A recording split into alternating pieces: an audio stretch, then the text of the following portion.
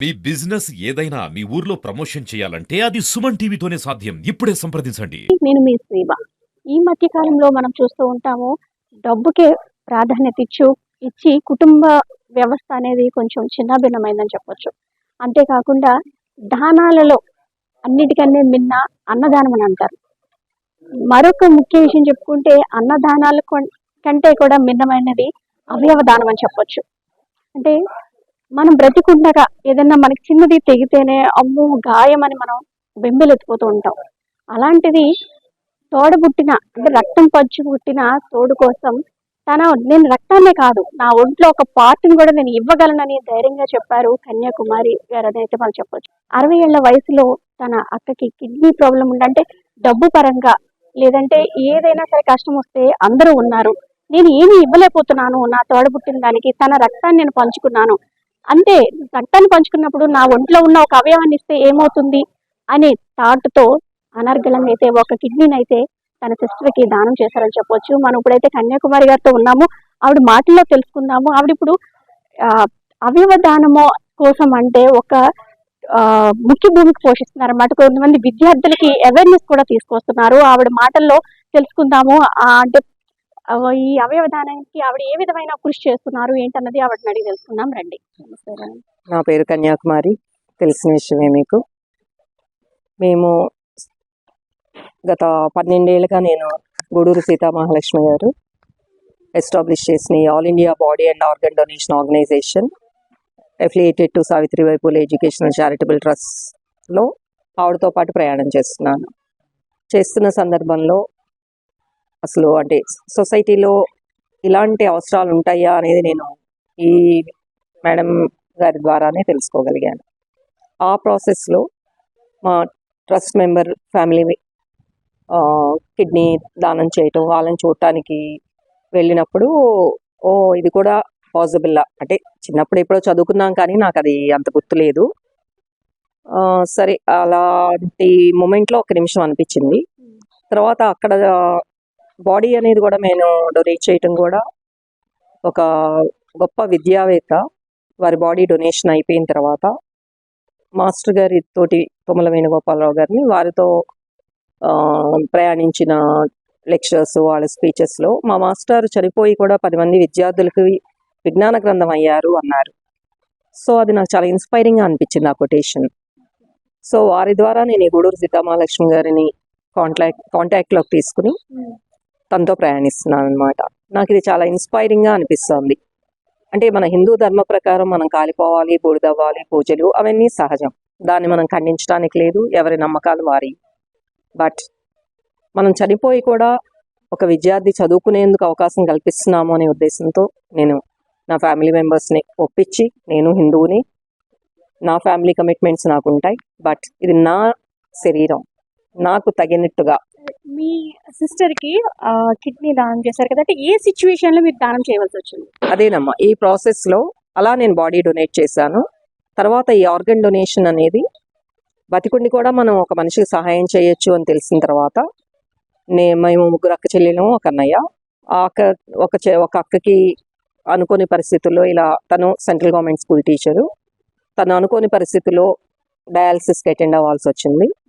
ఆ టైంలో నాకు రియలైజ్ అయ్యాను, ఇలా ఇవ్వచ్చు కదా మనము, తెలుసుకున్నాను కదా ఈ రకంగా నేను చెయ్యొచ్చు అని చెప్పేసి. నేను ఒక ప్రైవేట్ స్కూల్లో టీచర్గా చేసేదాన్ని. 2017లో ఇది జరిగింది. టైంలో ఆ సేవాచ అంటే మేడం 60 లోపు పర్వాలేదు, 60-65 లోపు పర్వాలేదు అని అన్నారు. సో జస్ట్ ఉడికే మైండ్లో పెట్టుకున్నాను అనమాట. ఇంకా అప్పటికి డయాలసిస్లు అలాంటివి మా అక్కకి మొదలవలేదు. సరే, అన్ఫార్చునేట్గా విత్ ఇన్ షార్ట్ టైం తన డయాలసిస్కి అటెండ్ అవ్వాల్సి వచ్చింది. దానిలో ఉన్న సాధక బాధకాలు నేను ఈ ట్రస్ట్లో తిరుగుతున్న టైంలో చూసిన దానిగా గట్టిగా నేను నిర్ణయించుకుని నేను వైజాగ్ వచ్చేసి ఇక్కడ ఒక డాక్టర్ గారిని కన్సల్ట్ చేస్తే మేడం డెఫినెట్గా ఇవ్వచ్చు, కానీ నాకు ఫ్యామిలీ కమిట్మెంట్స్ ఉన్నాయి, నా స్కూల్ బాధ్యత ఉంది, ఎలా అని ఆలోచిస్తున్న టైంలో మేడం మీరు సిజేరియన్, పిల్లలు కూడా సిజేరియన్ అంటున్నారు, అంతే ఒక 10-15 డేస్లో మీరు మామూలుగా మీరు స్కూల్కి వెళ్ళిపోవచ్చు అన్నారు. సో నా ఫ్యామిలీకి ఇంటిమేట్ చేశాను. సహజం, అది ఎవరికైనా బాధ అనేది అనిపిస్తుంది, నా భర్త కానీ నా పిల్లలు కానీ ఐ ప్రామిస్ దెమ్, నేను నా బాధ్యత నిర్వర్తిస్తాను, నా గురించి మీరు ఆలోచించవలసిన అవసరం లేదు, నా అక్క చెల్లెల తర్వాతే మీరు. ఇది నా తర్వాత కుటుంబం, నా బ్లడ్ రిలేషన్. నా అక్క చెల్లెలు, నా అన్నదమ్ములు, నా అక్క ఇంకో రకంగా ఫైనాన్షియల్ గా ఇంకో రకంగా సపోర్ట్ చేస్తున్నారు. నేను చేయగలిగింది ఇది, ఎందుకంటే నాకు తెలుసు దీనిలో ఉన్న కష్ట సుఖం. ఈ body and organ donation awareness camps లో ఎంతో మందిని డయాలసిస్ తో ఎలా ఇబ్బందులు పడుతున్నారు అనే విషయం నాకు తెలుసు. అందుకని నేను చేస్తాను అని చెప్పి I have taken the decision. 2 days continuous గా నా స్కూల్ అవర్స్ తర్వాత హాస్పిటల్స్ టెస్ట్లు అవి అన్నీ చేసుకుని 2017లో నేను మా సిస్టర్కి ఆర్గన్ డొనేట్ చేశాను. ఇప్పుడు మీ సిస్టర్ మా సిస్టర్ గత 9 ఏళ్ళుగా తను హెల్దీగా బాగానే ఉన్నారు.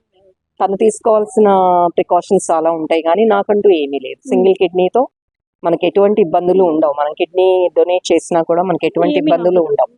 మినిమం కొంచెం యాంటీబయాటిక్స్ ఇట్లాంటివి మాత్రం కూడా భయం భయం ఉంటుంది. ఉంటుంది, Yeah. అమ్మో ఇస్తే ఏమైనా అవును, అవుతుందో అవును. ఏమో అనే అపోహలు ఉన్నాయి. అంతేకాకుండా చనిపోయిన తర్వాత ఆర్గన్స్ డొనేట్ చేస్తే కొంతమందికి అంటే మన సంప్రదాయం ప్రకారం ఏంటంటే ఖననం చెయ్యాలి, లేదంటే దహనం చెయ్యాలి.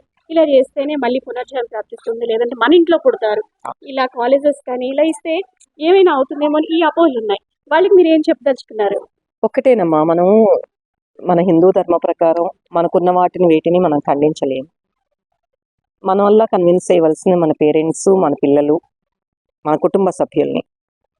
ఆ నమ్మకాలని మనం ఏమీ పక్కకు తోసేయట్లేదు. మన బాడీ అలా ఇచ్చేసిన తర్వాత మనం పూజలు చేసుకోవచ్చు, పునస్కారాలు చేసుకోవచ్చు, ఏదైనా చేసుకోవచ్చు. దానికి ఎవ్వరూ అడ్డం రారు.